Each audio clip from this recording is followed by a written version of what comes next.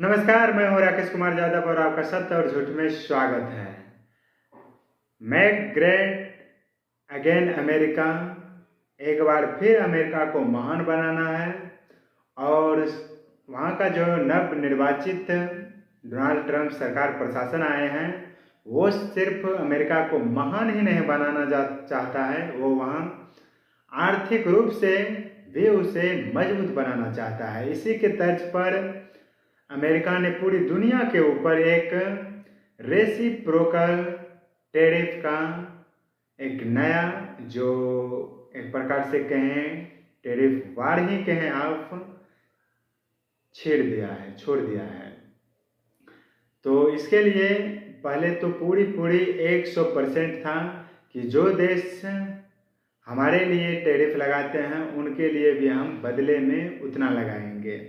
लेकिन कुछ चिंतक विचारक वहाँ की जो भी अमेरिका का इसमें अपना लीडरशिप अपनाते थे, उनकी सलाह मशवरे पर ये 50% कम कर दिया गया है। और ये बताया गया है कि जो देश अमेरिका पर टैरिफ लगाते हैं उनका आधा करके अमेरिका भी उन्हें काउंटर करेगा। तो जैसे भारत के लिए आप कह सकते हैं कि भारत अमेरिका से आने वाला जो भी वस्तुएं हैं उनके ऊपर 52% का टैरिफ लगाते हैं। तो इसका आधा सीधा हो गया 26%। तो अमेरिका भारत पर 26% रेसिप्रोकल टैरिफ लगाएंगे। चीन 68% है, तो इसका सीधा उल्टा 34% रेसिप्रोकल टैरिफ लगाएंगे। और इसके अलग से अगर देखें तो भारत को कुछ अमेरिका का जो डोनाल्ड ट्रंप है वो अपने आप को भारत की सरकार के नरेंद्र मोदी को अपना मित्र बताते हैं।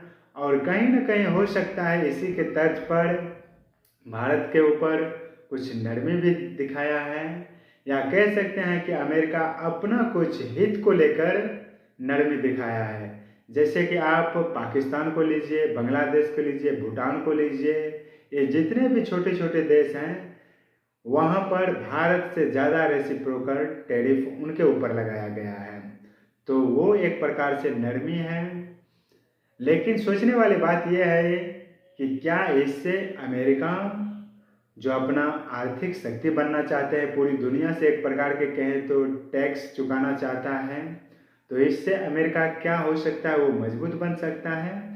अलग अलग राजनीतिक विश्लेषण का ये कहना है कि इससे फायदा हो सकता है, लेकिन कहीं ना कहीं अमेरिका में एक आर्थिक मंदी भी आ सकते हैं। जैसे कि आप सबको पता है कि 2008 की आर्थिक मंदी ने अमेरिका को भी घेरा था, अपने चपेट में लिया था।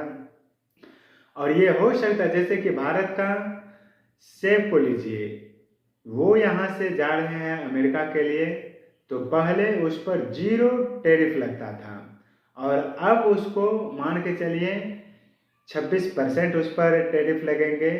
तो जो 200 में से वहाँ अवेलेबल हो रहा था, तो उसका दाम बढ़कर अगर हो जाए 400-500, तो ये कहीं ना कहीं अमेरिका में महंगाई को चरम पिक पॉइंट पर ले जाएंगे।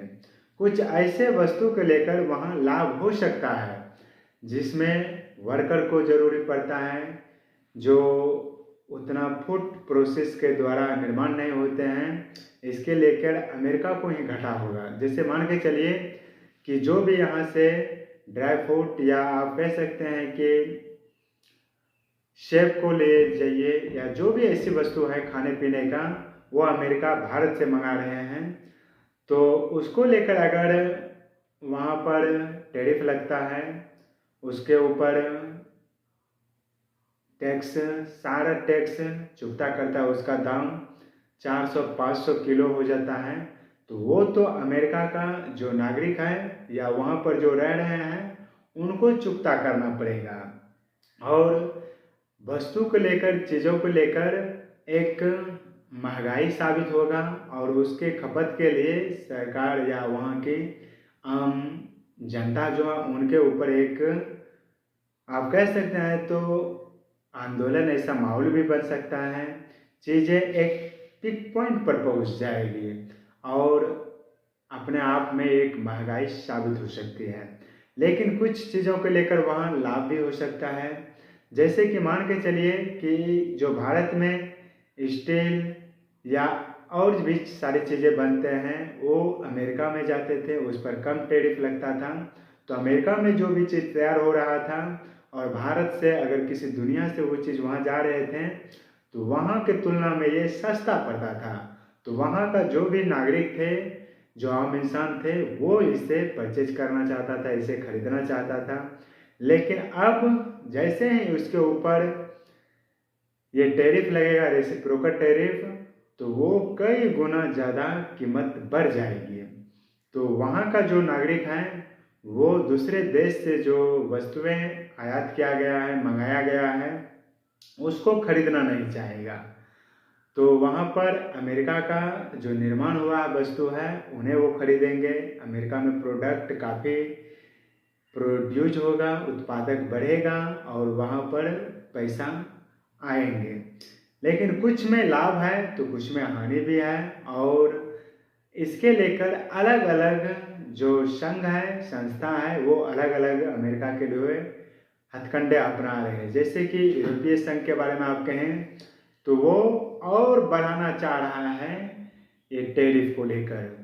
अमेरिका जितना पूरी दुनिया में लगा रहा है तो उसी तरह यूरोपीय संघ अपना जो वस्तुएं हैं, अपना जितने भी आयातें चीज करते हैं उस पर और काफ़ी मूल्य कहें एक प्रकार से तो वो बढ़ा रहे हैं, जिसको काउंटर करने में अमेरिका अपना जो रेसिप्रोकल टैरिफ है उसे और बढ़ाएंगे। तो वो एक प्रकार के वहाँ के लिए एक आर्थिक क्षति का भी निर्माण अमेरिका को देखना पड़ेगा। और अब हम आपको भारत के संदर्भ में बताना चाहता हूँ। भारत की सरकार पूरी दुनिया में भारत का एक अच्छा अप्रोच है। भारत पूरी दुनिया को एक अलग तरह से देख रहे हैं। भारत के लिए कई रास्ते खुले हैं। या तो आप भारत देखते होंगे कि हाल ही में चिली का जो राष्ट्रपति थे वो भारत के दौरे पर आए थे। और जो भी है, चाहे गल्फ कंट्री हो या पूर्वी दक्षिणी एशिया का जितने भी देश हैं, तो भारत सरकार चाह रहा है कि सबसे हम जो ट्रेड है, व्यापार है, वो जीरो पर लाएं, फ्री ट्रेड हम करें। व्यापार पूरी तरह से टैक्स या टैरिफ जीरो हो। तो इस मंत्र पर भारत चल रहे हैं। हो सकता है कि कुछ वस्तुएं पर अगर भारत कम करें तो अमेरिका भी कम करें, ये आगे की रणनीति को देखा जाएगा। या फिर भारत के लिए एक अलग तरह का विचार आ सकता है कि वो यूरोपीय संघ के साथ मिलकर अपनी वस्तुओं को वहाँ पर प्रोवाइड करा सकते हैं। और आप देखेंगे कि पूरी दुनिया में भारत अमेरिका के साथ अलग अलग तरह की चीज़ों में रुचि रखते थे और वहाँ से तेल, गैस, ये सारी चीज़ जो लाते थे उन पर वहाँ पर कुछ मोटी रकम पाते थे अमेरिका को।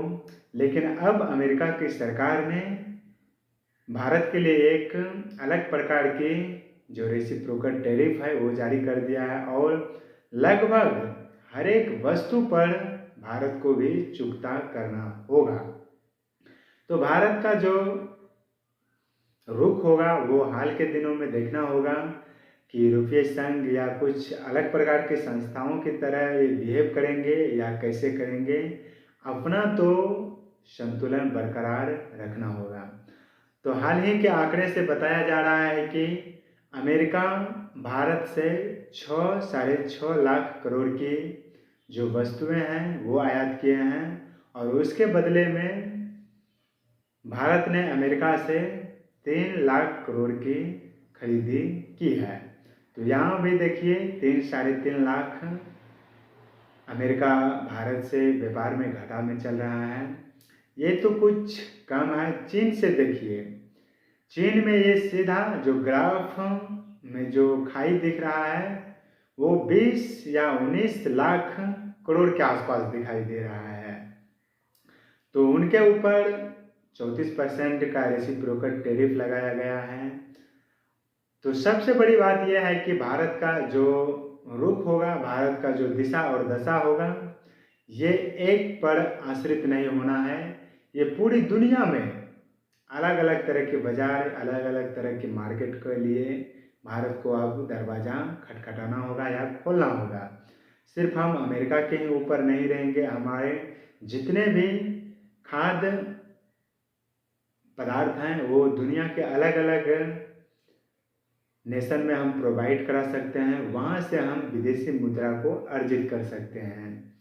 तो ये एक प्रकार की पूरी दुनिया में भूचाल सा आ गया है। जैसे ही अमेरिका का डोनाल्ड ट्रंप ने रेसिप्रोकल टैरिफ के ऊपर अपना विचार व्यक्त किया, तो मानो जिस तरह से म्यांमार में 7.8 की तीव्रता से भूचाल आए थे, उसी तरह से पूरी दुनिया में एक प्रकार से भूकंप आ गया।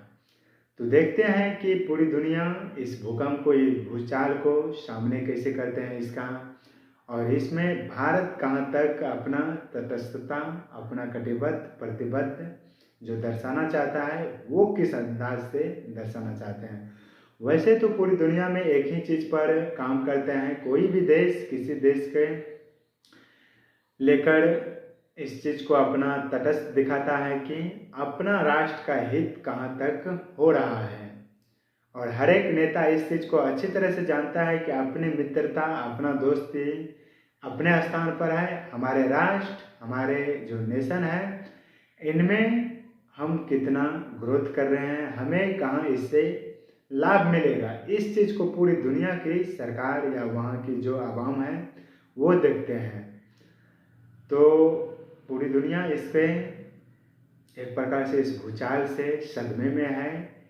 और इससे देखा जाए तो अमेरिका भी अछूते नहीं रहेंगे। वहाँ भी बड़े बड़े जो आर्थिक फील्ड का एक्सपर्ट है, जो राजनीतिक फील्ड का एक्सपर्ट है, उनका जो बयान आ रहे हैं कि अमेरिका कहीं ना कहीं अपने ही चक्रव्यूह में फंसता नजर आएंगे। तो फिलहाल आपको और हम सबको इस चीज़ के लेकर अप टू डेट रहना होगा और देखेंगे कि आगे किस किस तरह की दिशा और दशा इंगित होता है। और मैं आपके सामने उस चीज़ को लाते रहेंगे। तब तक के लिए नमस्कार, धन्यवाद।